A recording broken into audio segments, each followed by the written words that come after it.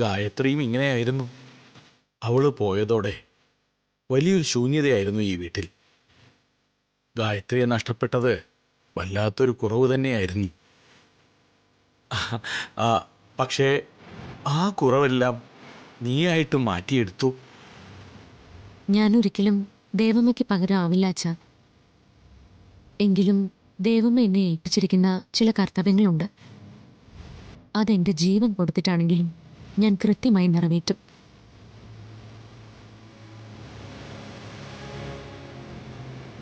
മോളെ, നീ സൂക്ഷിക്കണം. എനിക്ക് പ്രായം ഒത്തിരിയായി. ആരോഗ്യകരമായ പ്രശ്നങ്ങളും ഉണ്ട്. ശത്രു ആരാണെന്ന് അറിഞ്ഞിട്ടും ആ ശത്രുക്കൾ കൺമുന്നിൽ നിൽക്കുമ്പോഴും അവർക്കെതിരെ ഒന്നും ചെയ്യാനാവാത്ത നിസ്സഹായനാണ് ഞാൻ. അല്ലെങ്കിൽ ഈ കുടുംബത്തിനു വേണ്ടി നിനക്ക് ഇങ്ങനെ തനിച്ച് പോരാടേണ്ടി വരില്ലായിരുന്നു. അതൊന്നും ഓർത്ത് അച്ഛൻ പ്രയാസപ്പെടണ്ട. അച്ഛനിപ്പോ അച്ഛന്റെ ആരോഗ്യകാര്യം മാത്രം ശ്രദ്ധിച്ചാൽ മതി. മറ്റൊന്നിനെക്കുറിച്ച് ഓർത്ത് അച്ഛൻ പേടിക്കേണ്ട. ഇവിടെ എനിക്കോ വിശാചാരണോ അച്ഛനോ ഒരബദ്ധം സംഭവിക്കില്ല. നമുക്കെതിരെ ആർക്കും ഒന്നും ചെയ്യാനാവില്ല. എല്ലാം ഉദയനൂരമ്മ കാണുന്നുണ്ട്. അമ്മ കാത്തു രക്ഷിക്കും അച്ഛാ. വിനയ് എവിടെ നിന്നോ റിയ എന്നൊരു പെണ്ണുമായി വന്നിരിക്കുന്നു. അത് കാരണം കണ്ണുനീര് കുടിക്കുന്നത് നമ്മുടെ ഗാർഗിയാണ്. റിയയെ എവിടെ നിന്നും ഒഴിവാക്കി ഗാർഗിയുടെ ലൈഫ് എങ്ങനെ സുരക്ഷിതമാക്കണമെന്ന് എനിക്കറിയില്ല.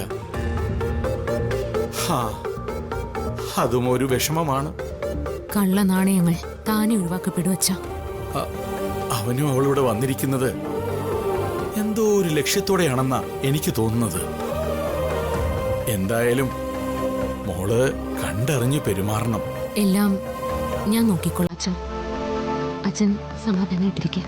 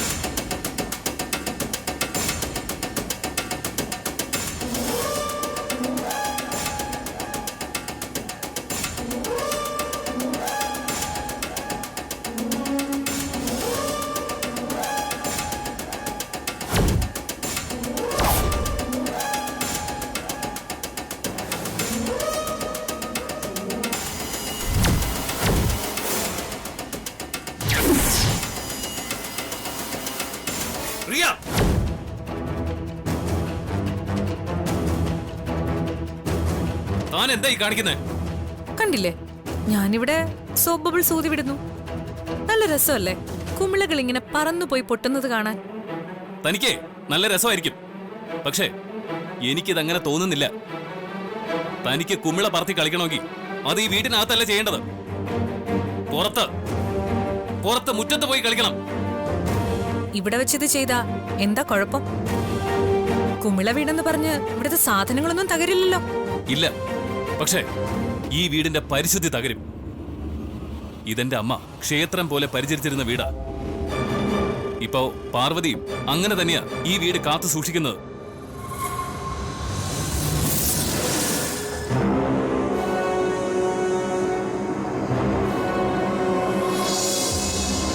എന്താ തനിക്കിത് കേട്ടിട്ട് പുച്ഛം തോന്നുന്നുണ്ടോ?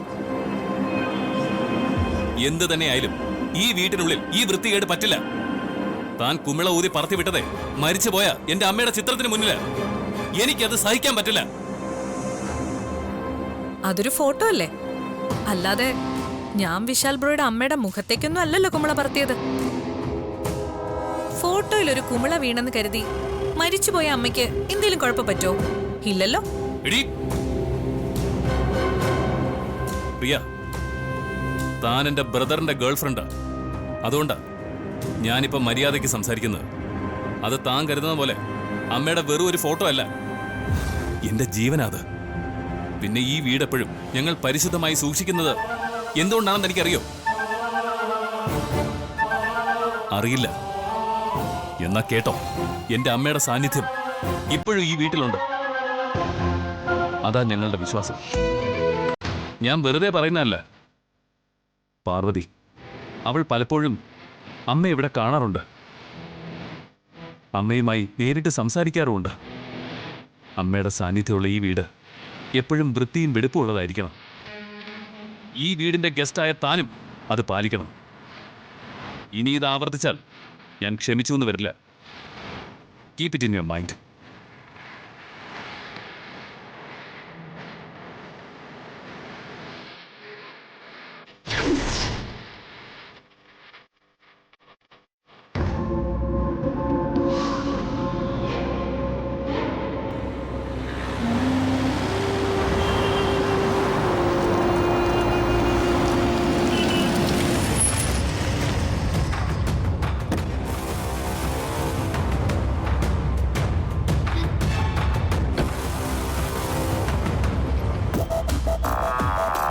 പ്രതാപ, ചേച്ചി, നീ വല്ലതും കഴിച്ചോടാ?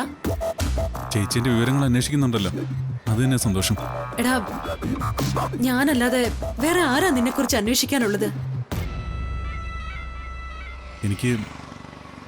എനിക്ക് ചേച്ചി മാത്രമേ ഉള്ളൂ. പ്രതാപ, എന്നോടൊരു വാക്ക് ചോദിക്കാൻ വേറെ ആരും ഇല്ലല്ലോ. എടാ, സമയം മോശമായതുകൊണ്ടല്ലേ മോനെ എനിക്ക് നിനക്ക് രണ്ടിടത്ത് കഴിയേണ്ടി വരുന്നത്? അതൊക്കെ മാറൂ ചേച്ചി. നമ്മൾ ഉദ്ദേശിക്കുന്ന പോലെ ആ സ്വത്തുക്കളൊക്കെ നേടിയെടുക്കാൻ പറ്റുമോ? എനിക്ക് തിരികെ ആ വീട്ടിലേക്ക് വരാൻ പറ്റുമോ? പ്രതാപ, നമ്മൾ ഒരിക്കലും നിരാശപ്പെടാൻ പാടില്ല. മനസ്സ് തളർന്നു പോയാൽ പിന്നെ ഒന്നിനും സാധിക്കില്ല. അതുകൊണ്ട് നീ ആത്മവിശ്വാസം കൈവിടാതിരിക്കെ. നമ്മൾ അവിടുത്തെ സ്വത്തുക്കളെല്ലാം നേടിയെടുത്തിരിക്കും. ഇല്ലെങ്കിൽ പിന്നെ നിന്റെ ഈ ചേച്ചി ജീവിച്ചിരിക്കുന്നതിൽ എന്താ അർത്ഥമുള്ളത്? എല്ലാം പെട്ടെന്ന് വേണം ചേച്ചി. എനിക്ക് ആ ഹോസ്റ്റലിൽ കഴിഞ്ഞ് മടുത്തു. കേസിൽ രാജാവിനെ പോലെ കഴിഞ്ഞിട്ട് ആ കുടിസ് മുറിയിൽ ചൂടുകൊണ്ട് കഴിയുന്ന കഷ്ടമാണ്. ഇതിനേക്കാൾ ഭേദം പാർവതി തട്ടിയിട്ട് ജയിലിൽ പോയി കിടക്കുന്നേ. ഈ വിഷമമൊക്കെ മാറും പ്രതാപ. ആ എടാ, പിന്നെ ഒരു കാര്യം പറയാനുണ്ട്. വിനയ് വന്നിട്ടുണ്ട്. അവൻ വന്നോ? അവനെ കണ്ടിട്ട് എത്ര കാലമായി ചേച്ചി? അവൻ നിന്നെ തിരക്കി. എനിക്ക് അവനെ കാണാൻ കൊതിയാവുന്നു ചേച്ചി. എടാമ ഹോം സ്റ്റേയിൽ വന്ന് നിന്നെ കാണാനിരുന്നതാ. ഞാനാ പറഞ്ഞത് വേണ്ടാന്ന്. അവിടേക്ക് അവനെ പറഞ്ഞു വിടുന്നത് മോശമല്ലേ? ആ അതെ അതെ, അത് മോശ. അത് വേണ്ട ചേച്ചി. അവനെ ഞാൻ തന്നെ പോയി കണ്ടോളാം. പിന്നെ അവൻ മാത്രമല്ല വന്നിട്ടുള്ളത്. പിന്നെ അവന്റെ കൂടെ റിയ എന്നൊരു പെൺകുട്ടിയും വന്നിട്ടുണ്ട്. റിയയോ? അതെടാ. അവൻ വേറെ കെട്ടിയോ ചേച്ചി? കെട്ടിയതൊന്നുമില്ല. ഗാർഗിയെ ഡിവോഴ്സ് ചെയ്യാതെ അവൻ എങ്ങനെയാടാ വേറൊരുത്തിയെ കെട്ടുന്നത്? ഓ, അത് ശരിയാണല്ലോ. എടാ, കെട്ടിയില്ലെങ്കിലും രണ്ടിന്റെയും പൂർത്തി ഒരുമിച്ച് തന്നെയാ. അപ്പൊ ഗാർഗി പ്രശ്നം ഉണ്ടാക്കില്ലേ? അവളുടെ ആവലാതിയൊക്കെ ആര് കേൾക്കാൻ? പറയണമെങ്കിൽ ഒരുപാടുണ്ട് പ്രതാപ. അതൊക്കെ ഇവിടെ നിന്ന് പറഞ്ഞാൽ ശരിയാവില്ല. ഏതായാലും വന്ന പെണ്ണ് കൊള്ളാം. അവള് നമുക്ക് ചേരും. നല്ല ചിമിട്ടനൊരുത്തിയാ. അപ്പോ ഞാൻ അവിടെ ഇല്ലെങ്കിലും ചേച്ചി സേഫ് ആണല്ലേ? വിനയും റിയയും കൂടെയുള്ളത് ആശ്വാസം തന്നെയാ. പക്ഷേ അവരൊന്നും നിനക്ക് പകരം ആവില്ലല്ലോടാ. ചേച്ചി ടെൻഷൻ ആവണ്ട. വിളിച്ച വിളിപ്പുറത്ത് ഞാനുണ്ടല്ലോ. അതാ എന്റെ ഒരു ധൈര്യം. എടാ, ഞാനിപ്പോ വന്നത് നിന്നെ കൊണ്ടൊരു കാര്യം സാധിക്കാനാ. ചേച്ചി പറ, എന്താ മാറ്റർ?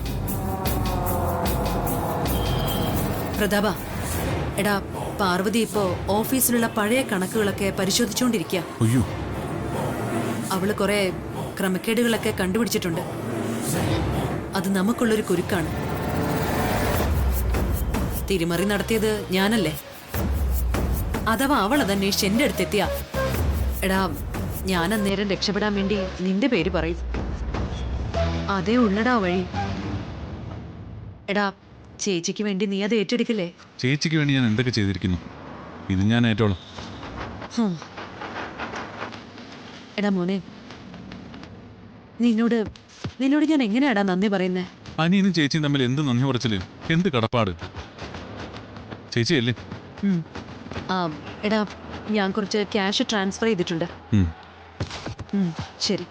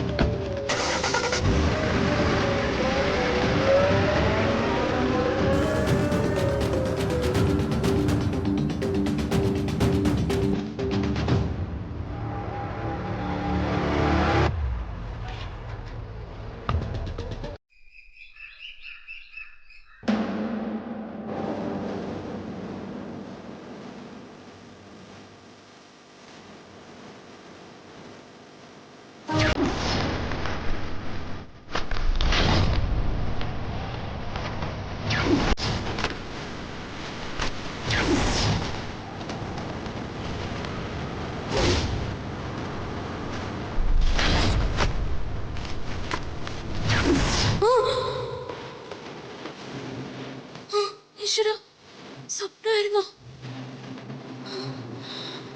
ഇങ്ങനെയൊരു സ്വപ്നം എന്താ ഞാൻ കണ്ടത്? ദൈവമേ, ആരാ ഉപദ്രവിക്കുന്നേ? ദൈവമേ, അവരെന്തിനാ ഉപദ്രവിക്കുന്നേ? ദൈവമേ, അവര് ബന്ധിക്കാൻ പോവാണോ? ദൈവമേക്ക് എന്തോ ആപത്ത് വരാൻ പോവാണ്. എന്തോ ദേവരമ്മേ, എന്താ എന്താ ഈ സ്വപ്നത്തിന്റെ അർത്ഥം?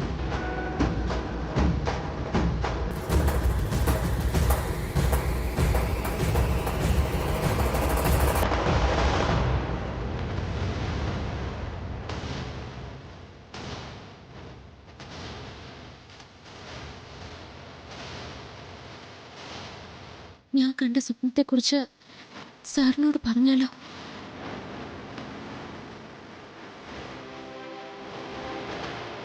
എനിക്ക് വേണ്ട. സാറ് ഒന്നും അറിയാതെ ഉറങ്ങുമല്ലേ. ഇപ്പോ വിളിച്ചുണർത്തി സാറിനെ വിഷമിപ്പിക്കണ്ട.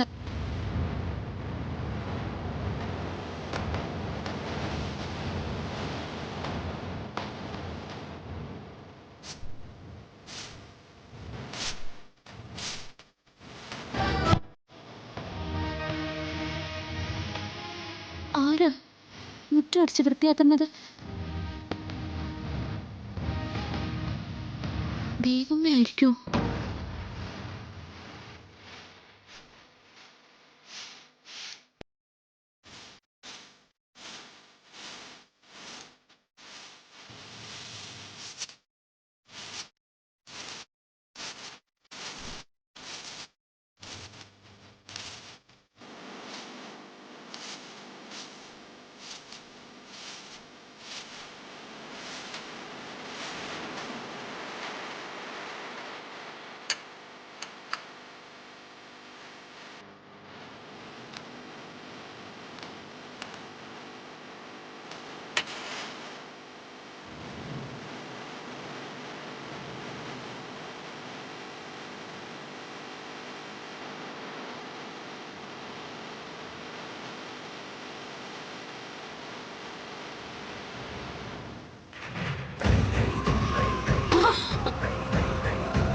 എന്താടി നിന്റെ മുഖത്ത് കണ്ണില്ലേ?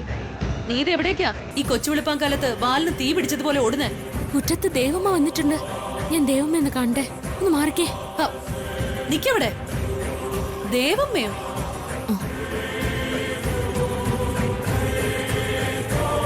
ഗായത്രി ചേച്ചി വന്നു എന്നാണോ നീ പറഞ്ഞു വരുന്നത്? അയ്യോ, ഞാൻ അങ്ങനെയാണോ പറഞ്ഞേ? ഉറക്കപ്പിച്ചിൽ എന്തൊക്കെയോ വിളിച്ചു പറഞ്ഞു. ദേവമ്മ വന്നു എന്നല്ല, മുറ്റം അടിച്ചു വാരണമെന്നാ ഉദ്ദേശിച്ചേ. രാവിലെ തന്നെ മുറ്റം അടിച്ചു വാരി വീടിന് മുന്നിൽ കളം വരയ്ക്കണം, തുളസിത്തറയില് വിളക്ക് വെക്കണം. അങ്ങനെ ധാരാളം ജോലികളുണ്ട്. ഞാനൊന്ന് അങ്ങോട്ട് ചെല്ലട്ടെ. ഇവളെന്തിനാ ഗായത്രിയുടെ പേരിപ്പ പറഞ്ഞത്? ഇനി എന്നെ ഭയപ്പെടുത്താൻ പറഞ്ഞതായിരിക്കും.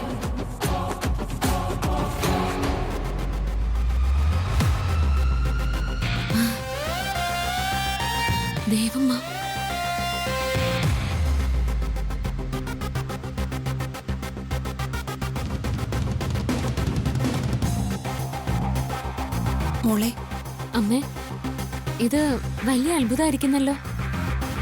അമ്മ ഇത്ര വെളുപ്പിനെ ഇവിടെ വന്ന് പൂജകളൊക്കെ ചെയ്യോ? ഇതെന്റെ കടമയാണ് മോളെ. ഇത് ഞാൻ മുടങ്ങാതെ ചെയ്യും. ഈ വീട്ടിലെ എല്ലാവരും സുഖമായും സന്തോഷമായും ഐശ്വര്യപൂർണമായും ദീർഘകാലം ജീവിക്കണം. അതാ എന്റെ ആഗ്രഹവും പ്രാർത്ഥനയും. അതിനു വേണ്ടിയാ ഞാൻ എന്നും ഇവിടെ വന്ന് ദേവീ പൂജ ചെയ്യുന്നത്. അമ്മ എന്ന് രാവിലെ ഇവിടെ വന്ന് പൂജകളൊക്കെ ചെയ്യുമായിരുന്നല്ലേ? എനിക്കത് അറിയില്ലായിരുന്നു. ഇനി മുതല് ഈ സമയത്ത് ഞാനും എഴുന്നേറ്റ് കുളിച്ച് ശുദ്ധിയായിട്ട് വന്ന് അമ്മയോടൊപ്പം ഈ പൂജയിൽ പങ്കുചേരട്ടെ.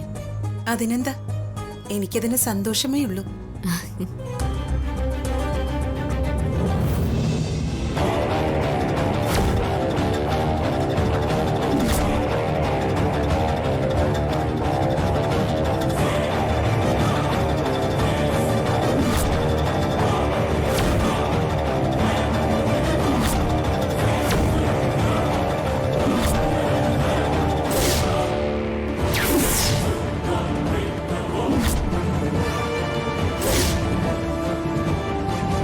എന്റെ അമ്മയുടെ സാന്നിധ്യം ഇപ്പോഴും ഈ വീട്ടിലുണ്ട്. ഞാൻ വെറുതെ പറയുന്നതല്ല പാർവതി. അവൾ പലപ്പോഴും അമ്മ ഇവിടെ കാണാറുണ്ട്.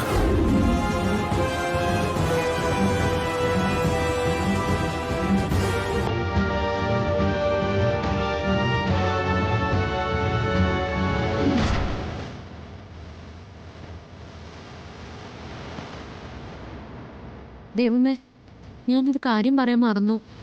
എന്താ മോളെ? ഞാനൊരു ദുസ്വപ്നം കണ്ടു ദേവമ്മേ. ദുസ്വപ്നം? എന്താ മോള് കണ്ടത്? അത് ഓർമ്മിക്കുമ്പോൾ തന്നെ എനിക്ക് പേടിയും സങ്കടവും എല്ലാം തോന്നും. മോൾ എന്താ കണ്ടതെന്ന് പറയേ. അതിപ്പോ ഞാൻ എങ്ങനെയാ പറയുന്നത്? പറയും മോളെ.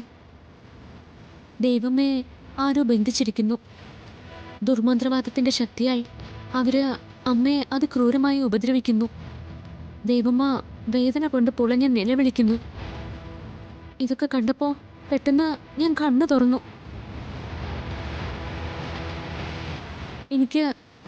എനിക്ക് വല്ലാത്ത ഭയം തോന്നുന്നു ദൈവമേ. നീ പേടിക്കണ്ട മോളെ. അത്ര പെട്ടെന്നൊന്നും ആർക്കും എന്നെ ബന്ധിക്കാനാവുന്നതല്ല. നിന്നെപ്പോലെ ദൈവിക സ്പർശമുള്ളവർക്ക് മാത്രമേ ഞങ്ങളെ കാണാൻ പോലും സാധിക്കുകയുള്ളൂ. അതുകൊണ്ട് മോൾ പേടിക്കൊന്നും വേണ്ട. സമാധാനായിട്ടിരിക്കെ.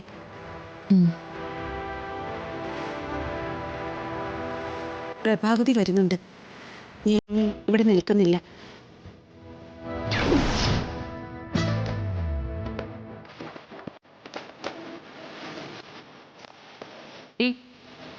നീ ആരോടാ ഇത്രയും നേരം നിന്ന് സംസാരിച്ചുകൊണ്ട് നിന്നത്? കുറെ നേരമായി നീ തനിച്ച് നടത്തുന്ന കഥാപ്രസംഗയാ ഞാൻ കാണുകയായിരുന്നു. അത് ഞാൻ ഇവിടെ തുളസി ദേവിയോട് എൻ്റെ സങ്കടങ്ങളൊക്കെ പറയുമായിരുന്നു. ശത്രുദോഷങ്ങൾ അകറ്റി തരണേന്ന് പറഞ്ഞ് പ്രാർത്ഥിക്കുമായിരുന്നു.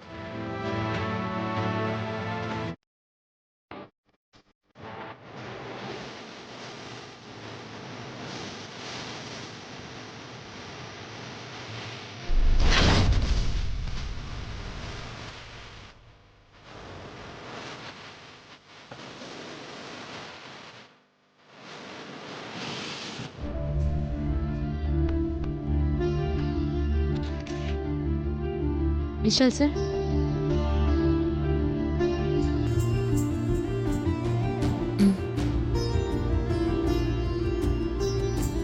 സർ ഇന്ന് ഓഫീസിൽ നിന്ന് വരുമ്പോ സാർ കുറച്ച് മുല്ലപ്പൂമാലയും പൂക്കളും ഒക്കെ വാങ്ങിച്ചോണ്ട് വരണേ. അതെന്തിനാ? ഇന്ന് വളരെ വിശേഷമുള്ളൊരു ദിവസം. ഇങ്ങനെയുള്ള വിശേഷ ദിവസങ്ങളില് സന്ധ്യയ്ക്ക് ദേവമ്മ ഇവിടെ പ്രത്യേക പൂജകളൊക്കെ നടത്താറുണ്ടായിരുന്നില്ലേ? ഉവ്വ്. അമ്മയ്ക്ക് അതൊക്കെ പ്രധാനമായിരുന്നു. ഒരു വിശേഷ ദിവസവും അമ്മ പൂജ മുടക്കാറുണ്ടായിരുന്നില്ല. എത്ര തിരക്കുണ്ടെങ്കിലും അമ്മ അതൊക്കെ മാറ്റിവെച്ച് കൃത്യമായും പൂജ ചെയ്തിരിക്കും. അതുപോലെ ദൈവാനുഗ്രഹം ലഭിക്കുന്നതിന് വേണ്ടി നമ്മളും ഇന്നിവിടെ പൂജ നടത്തണം. അതിനെന്താ, ആകാലോ. ദേവീദേവന്മാർക്ക് മാത്രമല്ല പൂജ നടത്തേണ്ടത്, പിന്നെ ദേവമ്മയ്ക്കും പൂജ നടത്തണം. അമ്മയുടെ ഫോട്ടോയില് ഹാരം ചാർത്തി പൂക്കൾ അർപ്പിച്ച് ദീപം തെളിച്ച് അമ്മയെ സ്വീകരിച്ചുകൊണ്ട് അമ്മയുടെ ആത്മശാന്തിക്ക് വേണ്ടി ഒരു പൂജ.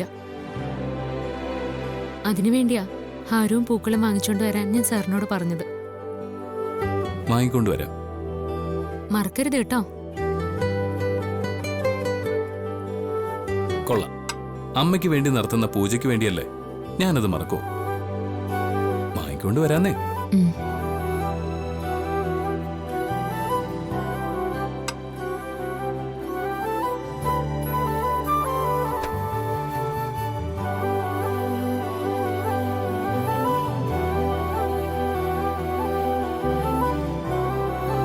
പോട്ടെ. ഉം.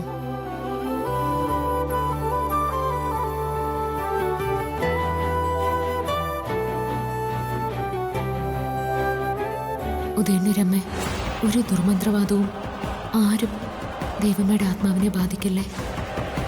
ദൈവമ്മയുടെ ആത്മാവിന് ഒരു തരത്തിലും കഷ്ടപ്പാട് വരത്തില്ലേ.